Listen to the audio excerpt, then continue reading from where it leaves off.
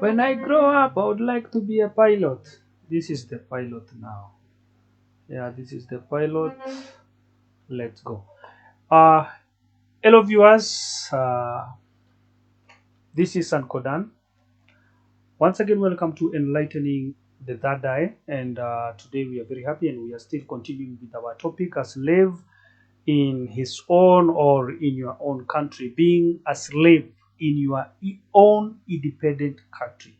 And yesterday we learned a lot about the way, and I gave example with our country Kenya, our beloved Kenya, before independent. And feel free, guys. And this is not something that no worry. Feel free now. Listen to what I'm about to share because yesterday we saw or we learned about Kenya before independent, and I said this is to all, especially African countries. This is for all entire Africa continent.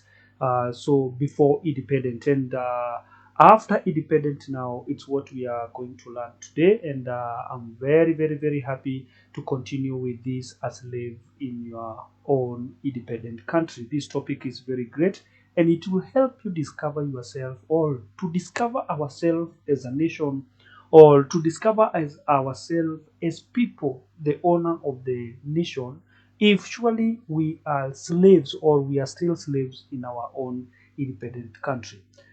The reason why I'm saying this, it's because, uh, for instance, guys, for instance, there is just one thing. I don't know whether this happened to all nations. There is these things of brainwashing people, and there is this thing of living in a system that is not working, but you are trying to force things to work while it can't work because it is a false or it's a weak system, or maybe it is a weak system that even the owners doesn't understand about how the system is working. Because I don't know whether this thing happened in entire African country before independent. In our nation, if you give birth to a child, you must name her. It was like a must. She or he must have an English name. I don't know whether this happened to another country or is Kenya. Don't you think it was a kind of brainwashing people, because we have almost everybody in our nation, almost, especially these people after the independent, you find that everyone have the name with the first name is an English name. Na sijui wase kama mnafikirianga, I don't have any beef to do with this, but I just want us to start looking things in a good perspective, with a good faith, because we are not fighting anyone, because I started by telling you we are not supposed to fight anyone, because if we fight, they will exercise to fight us back. We are looking for solution, or we are presenting the solution, but we must dig the source of everything, because maybe, if, let's say for instance, if our grandfather were brainwashed by people, by the colonials who colonized them at their days, what if we are still using the same system that is not the right system? We are not free, we are still bound, bado tumefungwa tu na zile vitu za siku za ukoloni. You can't feel that freedom. Do you think our grandfather gave themselves to be killed when they were fighting for freedom, for us to continue struggling the way we are struggling even today? Do you think our grandfather, guys, I think now it's even more worse than the days before independent. The only thing is that we are not colonized by foreigners. We are maybe working in a system that we don't love one another. And the problem, it might not be with our leaders. I want you to get me correctly.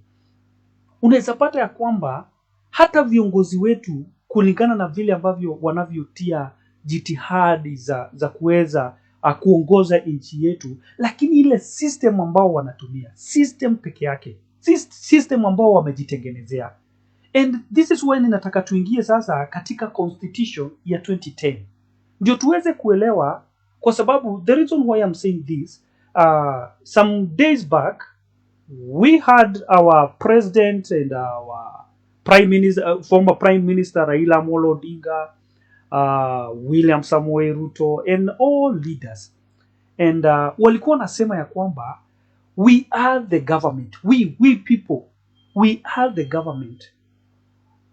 To them we employ them, yani tumewaajiri. And I was asking myself, ati sisi ndio tumewaajiri? And it is true, because 2022 iko karibu wasi. 2022 iko karibu. Sasa ni nini wanatafuta? They want us to employ them. They are looking for us so that we can employ them to the city that they are desiring to have. Kuna mtu ambaye anatutafuta saizi anataka governor, kuna ule mtu anataka MCA, kuna mwingine anataka president. Hao wote sasa wanatuangalia sisi kama raia tuweze kuajiri. Yani mpaka sometimes mimi hujiuliza, na huyu raia tu ndio analialia hapa akisema kitu imeenda hivi, sijui kunaenda hivi, government tusaidie, government. Who is government? If the people we used to think that wao ndio government, president alituambia vizuri sana ya kwamba we are the government, we employ them. Sasa kama sisi ndio tumewaajiri, how come sisi ndio tunaenda kutafuta msaada? Guys, how come sisi ndio tunaenda kutafuta msaada kwa government, yet sisi ndio tumewaajiri? I just want you to follow us closely, kwa sababu wase naamini ya kwamba tuko na msaada, tutawasaidia sana kuelewa. Let us discover ourselves and let us make this nation a great nation. Let us not love one another. Hatuwezi pendana kama mwingine anashiba, mwingine anasikia njaa, na hatufai kukuwa na beef naye kwa sababu akona chakula na wewe hauna. Hii uadui, this enmity ambayo inafanyanga ya kwamba hatuwezi hata saidiana sisi wenyewe kwa wenyewe, ilitoka wapi jamani? Let us think about even the church, because we have two institutions that ambazo huwa zinakanikana kwamba ndio zinataka ziko na solution ya mwananchi wa kawaida. But all these two institutions, which is the government and the religion, they are all depend on us. There is no religion that can survive without us. There is no this called government ambao tumekuwa tukidhania ni government ambao inaweza survive without us. They can never and will never be a president as long as we are in an independent country. Hakuna siku kutai kuwa na president bila sisi raia. Na bado mnang'eng'ana hapo kusema mafuta imepanda, mafuta. Tuko na uwezo wa kushukisha hii mafuta. Namna gani? Nitawaambia, hakuna haja ya kupigana, hakuna haja ya kuongea vita, hakuna haja ya kuchagua. Raila ni kazi anatafuta kwetu, Ruto ni kazi anatafuta kwetu, Uhuru tumeshamwajiri wakiwa na Ruto na wale wengine. Wakina Matiang'i hao mnawachukia bure, ni kazi tumewaajiri. Au magavana wote, ma MCA, ni kazi tumewaajiri. Lakini niulize swali kubwa, mbona ifike kiwango ya kwamba tunateseka sana? We are really struggling in this nation. Where is the problem? Government, akina Uhuru, they have tried all their best. They have tried to save even our nation. They have tried to do even many projects, at least kusaidia nation yetu. But the things are still getting worse. The church may tried their best, but the system is not working. The things are still getting worse. Do you tell me, unataka kuniambia we will continue with the same system that is not working without asking ourselves, where is the problem? Government wametry mpaka kuaraise tax and at least pesa zipatikane za kufanya maproject huku, vijana wamejaribu kusema sijui kujaribu kucreate job, but still it's not working guys. Tumejaribu kukimbia kwa church, tumejaribu kuomba, we have been praying, fasting, doing this, nini zote, having meetings hapa, we as a church tunasema hivi, we as a government tunasema hivi, sisi raia tunasema nini? But with all those things, still let us not be ignorant of the fact that is happening. Let us not be ignorant of the things that vile tu ziko tu kwa ground wasi. We have a generation saizi ambao hawana mbele wala nyuma, hawana hata kesho. Uliza vijana saizi, talent yako ni gani? Mimi ni msanii. Wewe talent yako ni gani? Mimi ni msanii. Unaweza fanya nini? Naweza chekesha watu. Unaweza fanya, naweza dance, naweza fanya, unaweza nini? Ways iko wapi kesho ya wa generation? Mimi wa kitambo guys, mnafahamu nisikize kama babu. Siku za President Moi hayati, the late President Moi Kenyatta. Not Moi. Okay, Moi na Kenyatta. Moi alikuwa anatuambia vijana someni kwa sababu nyinyi ndio viongozi wa kesho. Vijana wakasoma. Sasa hizo wanasema certificate ziko chini ya bed. Hakuna job, tunaomba serikali tupatie kazi. Tunaomba serikali. Serikali ni ya kina. Serikali ichasema sisi ndio serikali. Na unasema tunasema serikali tupatie kazi. Sasa serikali gani nyingine itakupatia kazi? My friend, wacheni tusikizane hapa kiumeumana lakini sasa hatufai kublame anyone. Kila mtu ako na pressure zake. My friend, niliangalia unye siku nyingine my friend vile alikuwa anaongea nikasikia tu kulia yake. Yenyewe anahitaji msaada. My friend, anahitaji watu wanaweza encourage. Ako na pressure kila wakati. Niliangalia Ruto my friend. Yenyewe mpaka hata wewe mwenyewe pia unamhurumia. Mpaka unaona yenyewe huyu msi anahitaji msaada. Lakini akisikiza mabrother zake. Na yeye akina Ruto acheni kutudanganya. Mnaitana pale kwa pulpit yenyewe mnasema my brother. Dakika kidogo tena mnasema huyo mtu. Sasa sisi kama raia yenyewe tunaangalia kama viongozi. Tuangalie tuone yenyewe tunaweza fanya nini. Lakini nyinyi viongozi hata nyinyi sometimes mnachangia vitu za kufanya tuchukiane. But let me tell you, me kama Dan, nishakuwa pilot. As you can see, hizi headphones tu si za sound. Hizi ni za pilot. Na sijui pilot wa train anaitwangaje, sijui walai. Sikika ni dere wa train ama namna gani. Nishachukua train. Ninasema peace na sitasema peace. Nitaongoza watu katika hali ya peace. Anyway, sitaki uongozi na mimi siwezi taka kukua any politicians ama nani. All I need ni kuwafungua macho wase tuweze kuona the right way ama njia ambayo tunafaa kuishi nayo. Now, kila mtu ako na pressure yake. Saizi, wacheni tuache kuwa ignorance of what is happening even in the family. Wase mpaka wanajinyonga, vijana wadogo. Tumeona mpaka wengine wanajinyonga vijana wa primary. Tumeona wazazi wakiuana, my friend. Church, wacheni kushinda tukisumbuana na kitu ambao haiwork. Mmejaribu wenyewe kuombea kila kitu, lakini yenyewe kusema tu kweli haiwork. Ni vile tu people are still ignorant. Na when ukiangalia like 10 years back ama 20 years back, mambo zimeharibika and they are still getting worse. Hao watoto mwezi kuniambia hamjaombea. Tumeombea watoto, tumewabatiza na majina ya kina Johnny. Yote tumewabatiza, lakini hakuna kitu ina change. Tumeita mpaka watoto wetu Jesus. Tumeita hata afadhali sasa tuwaite Judas. Ndio at least tukiona wakifanya vitu za Judas tunaelewa nini. Lakini sasa let us forget about all that. But kila mtu ako na pressure. Kuna depression everywhere. Wazazi, watu wanauana. Tumeona mpaka mtoto wengine juzi wanaua mpaka wazazi wao, familia nzima. Tumeona mpaka makarao. Watu wanaona ni kama wamerukwa na wazimu. Mpaka wao wenyewe tukidhania tu ni sisi ni raia wanauo, mpaka hao wenyewe wanauana. They are all human beings. They need your help. Tunaangalia mpaka wakina mzee, ungalia pressure. Na kama hatuwezi tukajiangalia vizuri, tutapata tena ati watu wanafight. Kwani wanafight tu mpaka lini? Sasa tukifight tuwane sisi wote. Sasa ni nani? Ni mang'ombe na manguruwe ndio zitakuwa zinaishi katika nchi zetu. No, it can't work like that. We must find the solution and we have the solution.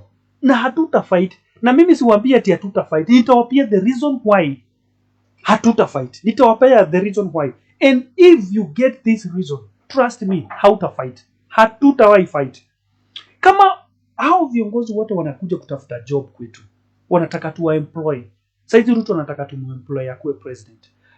Raila pia na yeye anataka tumuemploy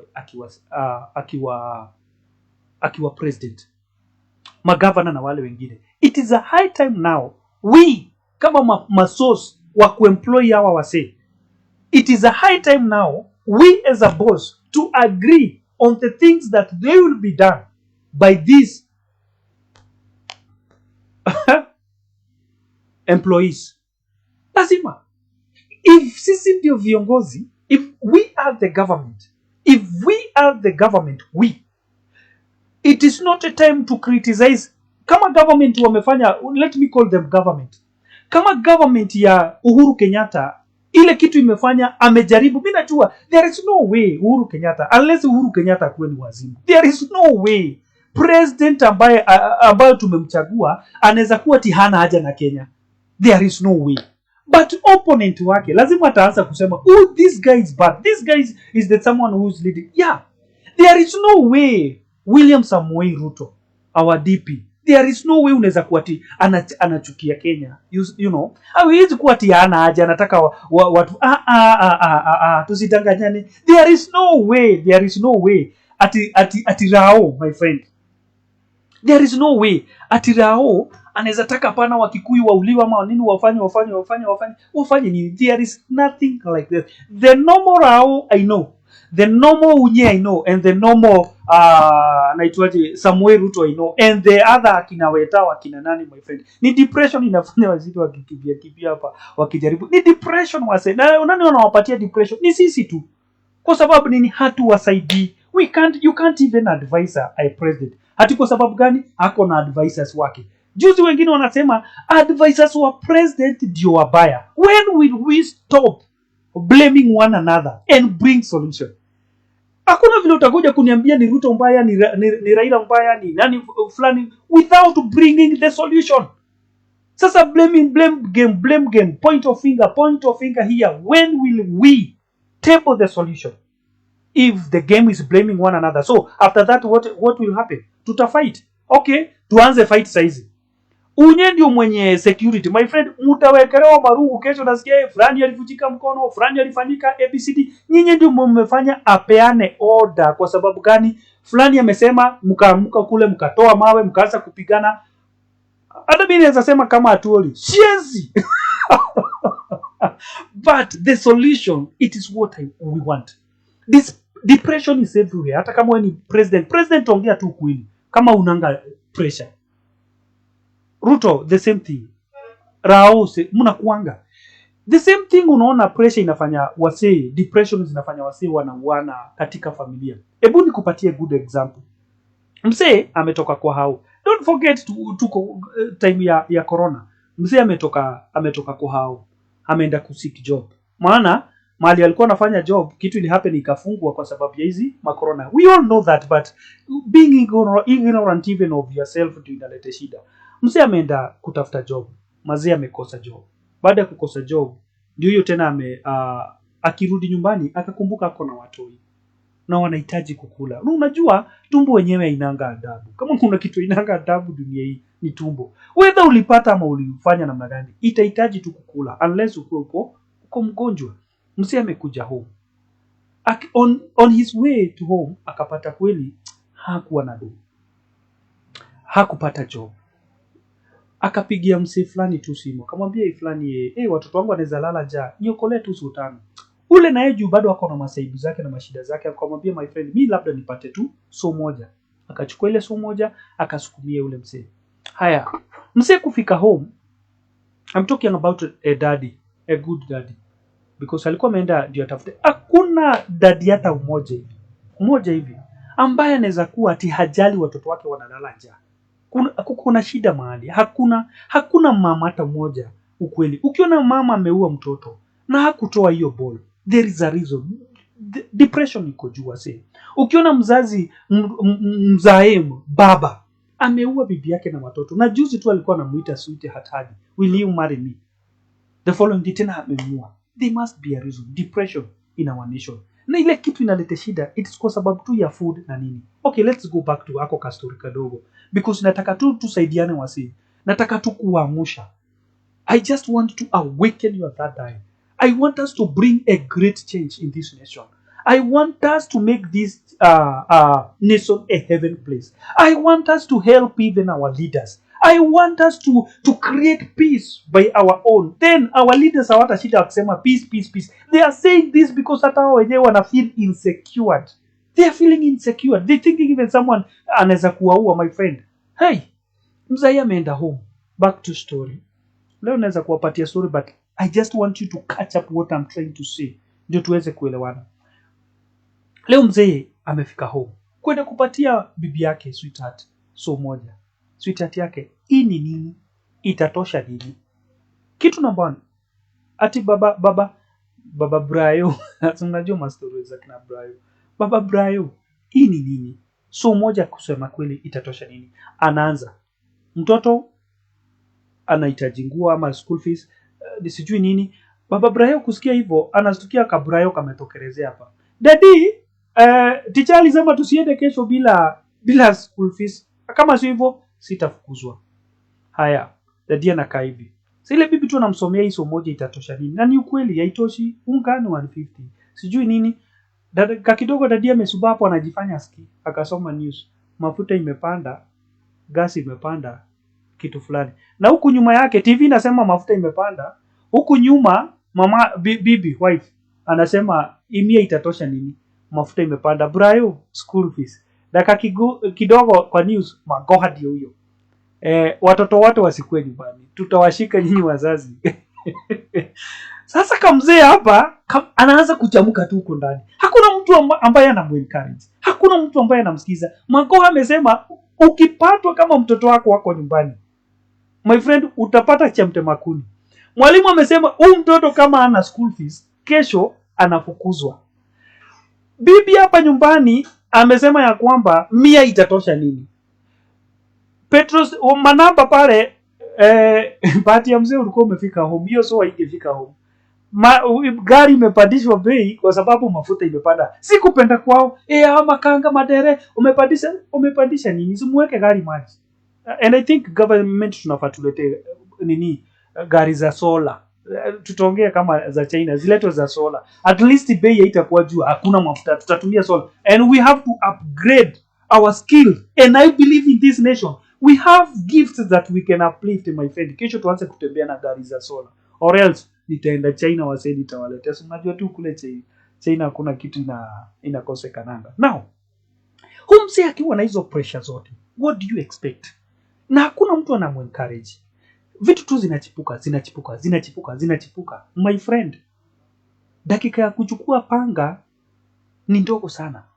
We need to encourage one and to give everyone hopes. And the time of giving people hopes imefika mwisho. There is no time now to give people hopes. My friend, Baba Brayo, nakuhurumia tu sana. Sunday ikafika. Hiyo siku ilikuwa saa 2 usiku. Ndio mtoto anasema Monday wasiende shule. Sunday Baba Brayo kaamka. Kuku mpaka kwa church. Mtumishi wa Mungu naye akasimama.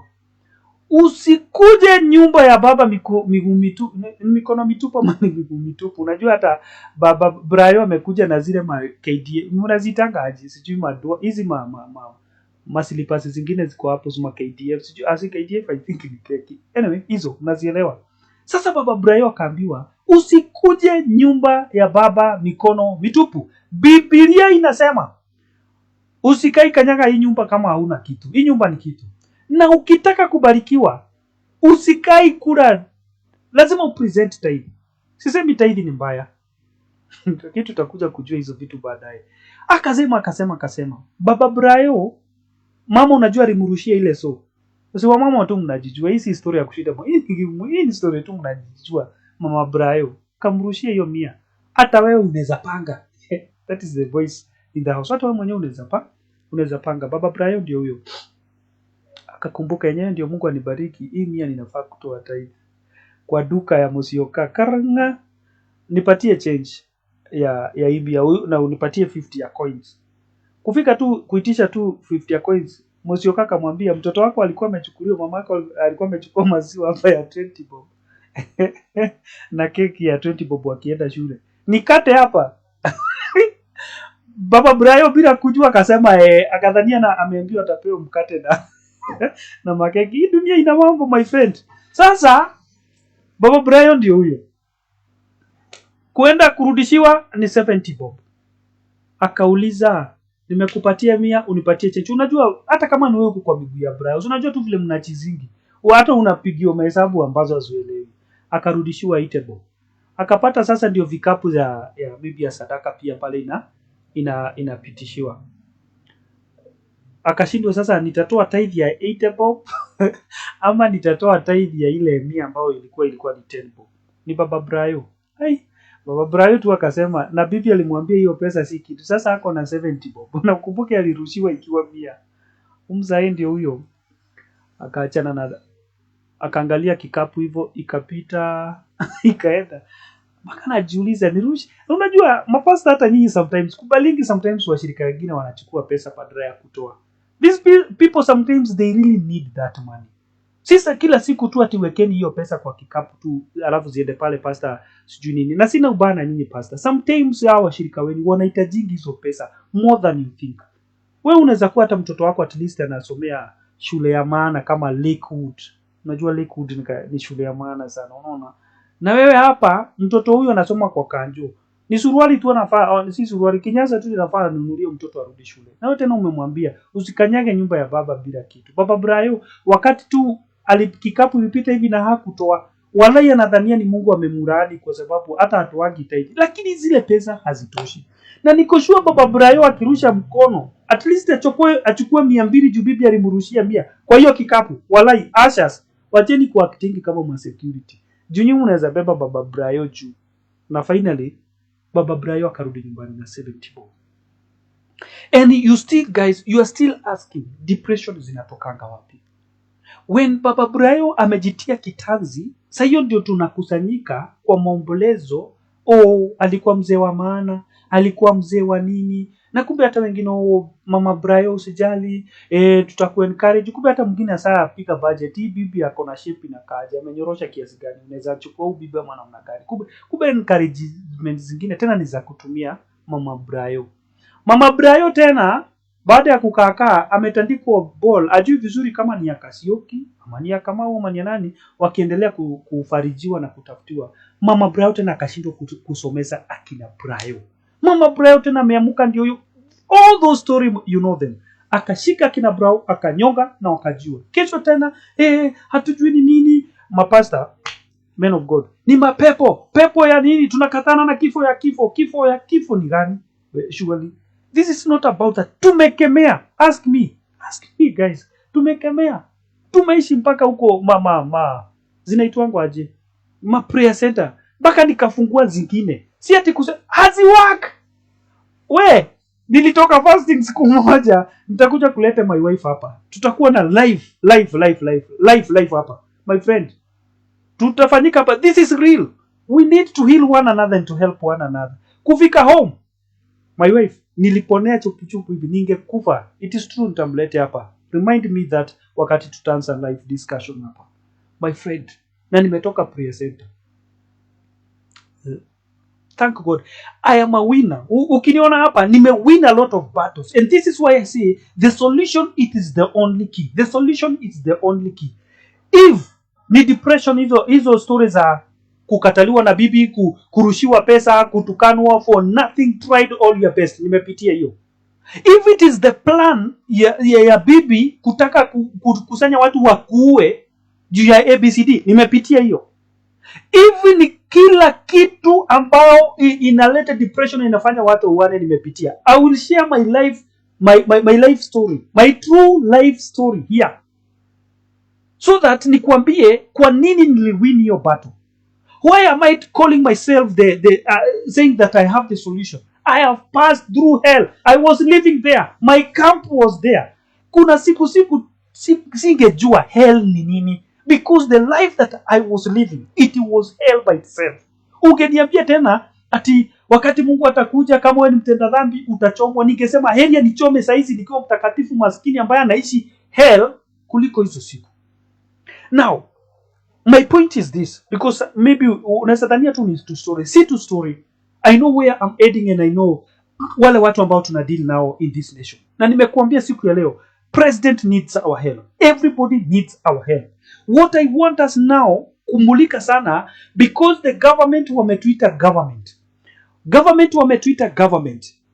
Wanatutazamia kuwafanya president. And it is true. We are great people. We are superior. We are victors but not the victim. But after all, we found ourselves being a victim maybe of the leadership of people. And I say, we don't have to blame. We are not here to blame anyone. We are here now to bring the solution. I have noticed that whether it is Ruto, whether it is president, whether it is governor, whether it is Wetangula, whether it's who or who, anybody anahitaji msaada wetu. And sisi ndio tunahitaji msaada wako. Think about this. Nikiendelea kumaliza this episode 2. We are still continuing. Lakini think about this. What if guy, yule mtu ambaye unatarajia msaada kutoka kwake na yeye angetarajia msaada kutoka kwako? Do you think because unaonanga hao politicians wamesimama ni wanoma sana, wakiongea ni unasikia kabisa ni wanaume? My friend, do you think kwa boma zao kuna kwanga tu na amani? Do you think hawana bibi, hawana watoto, hawana challenge? Haujui paka kuna wengine wanatandikanga wanakuja kufanya revenge na sisi? My friend, this life is not about Mr. Who and who. It's all about us. This life is not about someone is better than you. No one is better than anyone. Everybody is better than everybody. We are all one. We can make it, my guys. My fellow Kenyans, we can do this. We can change the world. We can show the world that we can, people themselves, wananchi, the owners, the people, the citizens of the nation, if they unite together, they can bring a great change. These are our brothers. All these leaders are our brothers. Maybe because of depression. This is why some of the leaders, group too ndogo, itashikana itafanya mess. Guys, let us help one another. Let us advise one another. You guys, Mr. President, DP, and all, every leaders, governors, and MCA, learn to listen to people. You are not leader because you are wise than people. You are not elected because you are better than us. You are elected because we wanted to elect you. It was our choice to make you an MCA. It was our votes that made you a governor. It is our votes that make you president. Don't you ever forget the same thing. The same people are your brothers and your sisters. And you guys, my fellow citizens, don't think that our leaders, they are gods. Don't think that our leaders, they are angels. Don't think that they are more than human beings. They have the emotions like you. They have the challenges like you. They have everything like you. You know what? Nini huwa inasumbua wase? Wanasema wase wasumbukangi kupata food. Wase wasumbukangi kupeleka watoto wao shule. Let me surprise you. We can do that. The only thing you need, just follow our program Enlightening the Third Eye. We are here to enlighten you and to make all things possible, because all is possible. And let me surprise you, and let me tell you this in advance. Before 2022, but I'm not a prophet. Before 2022 election, for the first time, Kenya itakuwa na amani ambayo ijaionekana. For the first time, election itafanywa bila hata fujo mingi. My friend, kama mnaweza shika ile kitu I'm sharing here, because I will share more light.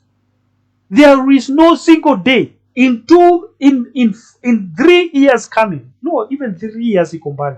2 years coming. Trust me. If kama sauti ya Nkodan inaweza sikika, na si ati kwa hao walide, kama inaweza sikika na raia, hakuna mtu atailala njaa in 2 years coming. Hakuna mtu atashindwa kusomesha watoto in 2 years coming. And we are not going to depend to anyone. We are not going to depend with government if we are the government. We are not going to depend only to our leaders. We will elect the leaders that, my friend, they will stop bringing not proposals, the agendas to us. It is a high time for our agendas to be presented. To who? To ourselves. Mimi najua wase walikuwa nadhani we will present our agenda to who? Sasa okay, mumeadaa agenda. Mnataka kupresent kwa nani? Uhuru Kenyatta ndio huyo anaenda nyumbani. Our president, sorry, I'm not just calling you the Uhuru Kenyatta. My friend, mara yangu ya kwanza kukuona ilikuwa kwa Bira. Kama ungekuwa nilikuwa nimesikia tu yenye nilikuwa na kupenda tu sana. You was young. Mpaka ukanimotivate. As a young boy, I will be a great person. I love you so much, President. No worry. I love you so much, Rao, Baba, and William Ruto. Anyway, tutaendelea kesho. These people, they need us. Tuache kuwapea pressure, tuache kupeana pressure. But my last question is, unaweka proposal upatie nani? Guys, thank you so much, and once again, welcome to Enlightening the Third Eye, and we will continue with our episode 3 tomorrow at time like this one. Thank you so much. Have a great weekend ahead of you. Thank you.